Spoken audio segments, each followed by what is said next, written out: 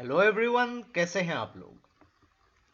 5 जून 2021 जो defence acquisition council है ministry of defence के अंदर, तो यहां पे देखिए 6 सबमरीन जो है इंडिया में बनाने के लिए ये प्रोजेक्ट के बारे में इसका अप्रूवल दे दिया है। तो मेनली इस जो प्रोजेक्ट के through make in India initiative के थ्रू यहाँ पे जो 6 सबमरीन जो है इसको मैन्युफैक्चर किए जाएंगे, इसके सिग्निफिकेंस क्या है इसके बारे में डिस्कस करेंगे। जो भी यहाँ पे अलग अलग जो फॉरेन कंपनीज है उनके साथ टाई अप करके कैसे एनर्जी या फिर जो टेक्नोलॉजी ट्रांसफर किए जा सकते हैं इसके बारे में डिस्कस करेंगे। डिफेंस एक्विजिशन काउंसिल के डिटेल्स थोड़ा डिस्कस करेंगे और इंडिया में फिलहाल कौन सी एक्टिव सबमरीन्स है उसके बारे में भी डिस्कस करेंगे। तो देखिए, आपके internal security point of view जो आपके GS 3 पेपर में आई गेस इसमें पूछे जाते हैं या फिर प्रीलिम्स पॉइंट ऑफ व्यू के हिसाब से बहुत ही इंपॉर्टेंट वीडियो होने वाली है। तो इस वीडियो का एंड तक बिल्कुल देखते रहिएगा।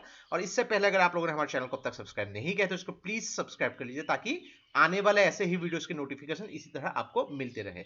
और इस वीडियो का जो नोट है आपको हमारे वेबसाइट में मिल जाएगी, नीचे डिस्क्रिप्शन में मैंने वेबसाइट का लिंक दे दिया है, वहां से आप इसको फॉलो कर सकते हैं। तो चलिए आज का वीडियो शुरू करते हैं। तो रिसेंटली डिफेंस एक्विजिशन काउंसिल, तो इसके बारे में भी हम डिटेल में डिस्कस करेंगे। एक यहाँ पे मेगा प्रोजेक्ट जो है 6 कन्वेंशनल सबमरीन्स जो है इंडियन नेवी के लिए, तो ये जो प्रोजेक्ट जो है अप्रूवल दे दिया गया है। तो ये डिफेंस एक्विजिशन काउंसिल की जो मीटिंग थी जिसके चेयरमैन जनरली जो डिफेंस मिनिस्टर रहता है मिस्टर राजनाथ सिंह, तो ये अप्रूवल दे दिया गया है। तो यहाँ पे मेनली आपके मेक इन इंडिया थ्रू के प्रोजेक्ट के थ्रू यहाँ पे जो है 43,000 करोड़ इन्वेस्टमेंट किए जाएंगे अंदर स्ट्रेटेजिक पार्टनरशिप मोड के हिसाब से। तो देखिए काफी ज्यादा यहाँ पे जो है पैसे इन्वेस्ट होने वाली है। तो इसके लिए एक कॉन्सेप्ट याद रखिएगा कि रिक्वेस्ट ऑफ प्रपोजल, यानी कि अलग अलग जो भी बाहर की कंपनीज है यहाँ पे वो कंपनीज की थ्रू यहाँ पे जो भी एक सबमरीन बनाने के लिए टेक्निकली सोचिए कि जो भी इक्विपमेंट्स जरूरी होती है, तो इंडिया की टेक्नोलॉजी अभी उस लेवल पे नहीं पहुंची है कि वो इक्विपमेंट सारे हम खुद से ही प्रोड्यूस कर ले। अलग अलग जो फॉरेन की कंपनीज है उन कंपनीज के साथ यहाँ पे डील की जाती है और जो भी यहाँ पे इंटरनल पार्ट्स हो गई उसके जो मैन्युफैक्चरिंग्स हो गई वो बाहर की कंपनीज करती है और उसको इंडिया में लाके असेंबल किया जाता है। तो ये भी एक सोचने वाली बात है। अगर सिग्निफिकेंस के हिसाब से भी देखिए एक सबमरीन क्या होती है आपके from security point of view के हिसाब से एक देश के लिए बहुत ही इंपॉर्टेंट होती है। और दूसरी बात है कि ये जब प्रोसेस के थ्रू आप मेक इन इंडिया को प्रमोट कर रहे हैं तो ये भी एक बहुत ही इंपॉर्टेंट सिग्निफिकेंस है। और दूसरी बात, सबमरीन जो है आपको इकोसिस्टम के लिए यहाँ पे यूजफुल है, क्योंकि ये देखिए सबमरीन पानी के नीचे होती है। तो यहाँ पे जो है इस तरीके से उसको फ्यूल जो है इनपुट दिए जाते हैं, चाहे वो इलेक्ट्रिक क्लास हो या फिर न्यूक्लियर पावर्ड। इससे क्या होता है कि जो मेराइन एक्वेटिक एनिमल्स है उनको कुछ भी हानि नहीं पहुंचती है। तो मेनली यहाँ पे जो ग्राउंड वर्क किए गए हैं अलग अलग जो specifications regarding the issual of request of proposal, जिसको शॉर्ट फॉर्म में P75 इंडिया भी बोला गया है। तो ये जो है डिफेंस मिनिस्ट्री और इंडियन नेवी के एक सेपरेट टीम ने उसको किया है। तो इसके बारे में अगर डिटेल में डिस्कस करेंगे तो देखिए कि जनवरी 2021 में डिफेंस एक्विजिशन काउंसिल ने 2 कंपनीज को शॉर्टलिस्ट किया था। पहला कंपनी जो है मेजागॉन डॉक्स लिमिटेड और दूसरा लार्सन एंड टर्बो। डेफिनेटली ये बहुत ही पॉपुलर नाम है यहाँ पे। तो मेनली यहाँ पे इंडियन नेवी जो है इनको अभी रिक्वेस्ट ऑफ प्रपोजल भेजेगी ताकि इन कंपनीज जो है मेनली जो ओरिजिनल इक्विपमेंट मैन्युफैक्चरर यानी कि OEM के थ्रू मेनली जो इक्विपमेंट इंपोर्टेंट होती है उसको मैन्युफैक्चर करेगी। और इसमें भारतीय कंपनीज को ये एक जो है आप एक कंसर्न दिया गया है कि अलग अलग जो भी कंपनीज है उनके साथ आप मिलके, क्योंकि इंडियन नेवी तो डेफिनेटली इसके प्रोडक्शन या मैन्युफैक्चर नहीं करती है, इंडियन कंपनीज या फिर बाहर के कंपनीज ही करेंगे।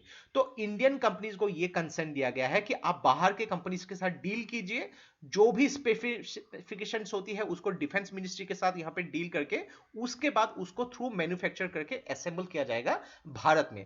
इसके 2 पॉइंट है। एक पॉइंट तो देखिए कि टेक्नोलॉजी के ट्रांसफर इंडियन कंपनी भी ग्रेजुअली इससे इंप्रूव कर पाएगी कि बाहर में कौन सी टेक्नोलॉजी हो सकती है यहाँ पे। और दूसरी थ्रू मेक इन इंडिया के थ्रू जब इसको असेंबल किया जाएगा और इंडिया में ही मैन्युफैक्चर किया जाएगा, तो यहाँ पे इंडिया जो है पहले से अलग अलग जो देश है जैसे कि रशिया हो गई, वेस्ट जर्मनी, पहले से अगर लिया जाता तो उनके पर इंपोर्ट डिपेंडेंस काफी कम हो जाती है। तो मेनली यहाँ पे ओरिजिनल इक्विपमेंट मैन्युफैक्चर अगर देखा जाए 5 फॉरेन कंपनीज को यहाँ पे चुना गया है। Daewoo ship building and marine engineering जो साउथ कोरिया में है, नेवल ग्रुप जो फ्रांस का है, नेवेंतिया स्पेन की जो है, देन रोसो बोरो नेक्सपोर्ट ये रशिया की कंपनी है, और टीकेएमएस ये जर्मनी की। तो आप देख सकते हैं मैक्सिमम जो है यहाँ पे यूरोपियन कंपनी या फिर जो साउथ एशियन कंपनी के साथ इंडिया डील करी, तो इसके थ्रू इंडिया अपनी इंपोर्ट डिपेंडेंसी को घटा सकती है और अपनी टेक्नोलॉजिकल एफिशिएंसी को बढ़ा सकती है। तो मेन इसका मकसद यही है। देन अगर बात करेंगे डिफेंस एक्विजिशन काउंसिल की, तो ये जो है हाईएस्ट डिसीजन मेकिंग बॉडी है डिफेंस मिनिस्ट्री का। कुछ भी मान लीजिए कि अगर पॉलिसीज प्लानिंग करनी हो, कुछ यहाँ पे जो है जो रिसोर्सेस अगर खरीदनी हो, मान लीजिए कि राफेल विमान जो है ये खरीदनी है, सबमरीन खरीदनी है, जो भी प्रोक्योरमेंट्स करनी है, तो उसका कंप्लीट डिसीजन जो है डिफेंस एक्विजिशन काउंसिल के थ्रू लिए जाते हैं।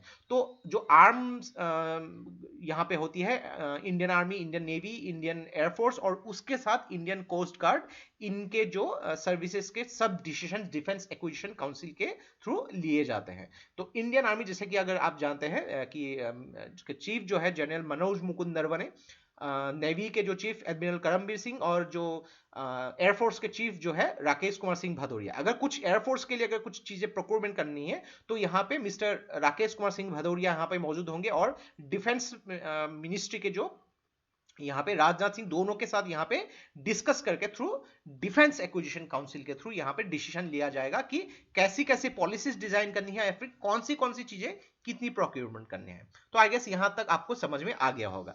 तो देखिए डिफेंस एक्विजिशन काउंसिल के बारे में जो रिकमेंडेशंस दिए गए थे ग्रुप ऑफ मिनिस्टर्स के द्वारा 2001 में, जब 99 में कारगिल वॉर हो गई थी, उसके बाद reforming the national security system के थ्रू 2021 में इसके बारे में रिकमेंडेशन दिया गया था कि इंडिया की सिक्योरिटी को बढ़ाने के लिए एक ऐसी डिफेंस एक्विजिशन काउंसिल की कॉन्सेप्ट भी होनी बहुत जरूरी है। और अगर बात करेंगे तो आपको मुझे कमेंट बॉक्स पे लिख के बतानी है कि इंडियन कोस्ट गार्ड जो है इसके चीफ कौन है, ये आप मुझे कमेंट बॉक्स पे लिख के बताएंगे।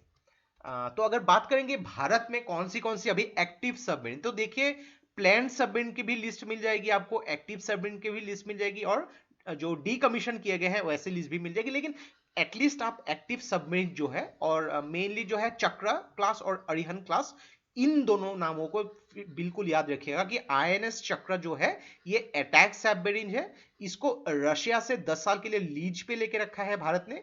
अरिहंत क्लास के ये जो है बैलिस्टिक मिसाइल सबमरीन है, आईएनएस अरिहंत जिसको बोला जाता है, ये जो है इंडियन ओरिजिन है।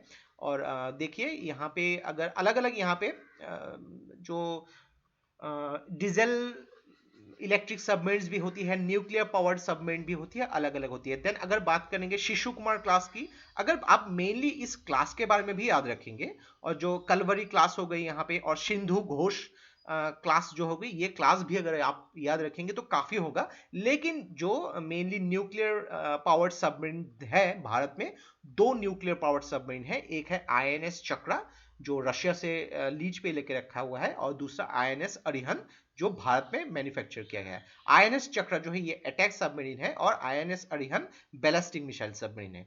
देखिए दो बार मैंने कह दिया है, इसको याद रखने की कोशिश कीजिएगा। आपको डायरेक्टली अगर एग्जाम्स में ना भी पूछा जाए, फॉर नॉलेज पर्पज आपको ये जाननी चाहिए। तो ये था हम लोग का complete analysis regarding the defence acquisition council की जो अप्रूवल 6 सबमरीन्स भारत में बनाने के लिए। तो आशा करते हैं इससे आपको बहुत कुछ चीजें सीखने को मिला होगा। और ये वीडियो अगर आप लोग को अच्छा लगे इसको प्लीज लाइक कीजिए, इसको सब्सक्राइब कीजिए, इसको शेयर कर दीजिए, क्योंकि ऐसे वीडियोस बनाने के लिए हम लोग को बहुत ज्यादा मेहनत और रिसर्च की जरूरत होती है, और आप लोग का सपोर्ट हम लोग को बहुत ज्यादा इंस्पायर करता है और भी हार्ड वर्क करने के लिए। तो आज के लिए बस इतना ही। देखते रहिए study rise, enjoy your Sunday, take care, thank you and जय हिंद।